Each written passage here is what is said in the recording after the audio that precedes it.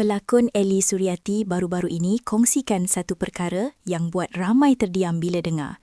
Dia cerita tentang pengorbanan besar yang pernah dibuat oleh Kuih Haidar sepanjang perkahwinan dia dulu. Menurut Elly, masa kuih kahwin, sebenarnya dia tengah berada di kemuncak kerjaya. Nama tengah naik, peluang berlakon pun banyak. Tapi semua itu dia sanggup letak tepi. Bukan setahun dua, tapi hampir 16 tahun hidup dia.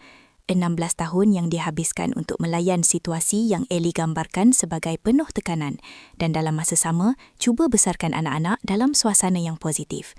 Apa yang lebih berat, Elly dakwa ada seseorang yang cuba kawal hampir semua perkara tentang kerjaya seni kuih. Kalau kuih berkeras nak terima tawaran berlakon, akan jadi pergaduhan.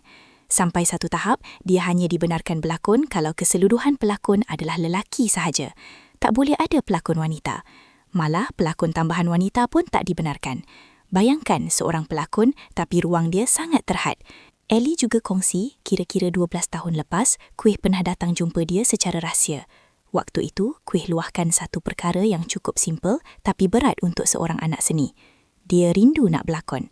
Ayat yang pendek tapi cukup menggambarkan apa yang dia pendam selama ini. Sekarang, selepas perceraian Kuih dengan Linda Jasmine kembali jadi perhatian, ramai mula kaitkan semula cerita-cerita lama. Untuk rekod, mereka sah bercerai pada 2 Julai 2024 selepas kira-kira 15 tahun hidup bersama. Daripada luar, mungkin nampak seperti kisah biasa sebuah rumah tangga. Tapi bila dengar dari sudut yang berbeza, kita mula tertanya-tanya. Berapa banyak sebenarnya yang seseorang itu sanggup korbankan demi cinta, demi keluarga, sampai akhirnya diri sendiri yang terabai. Pendapat korang macam mana?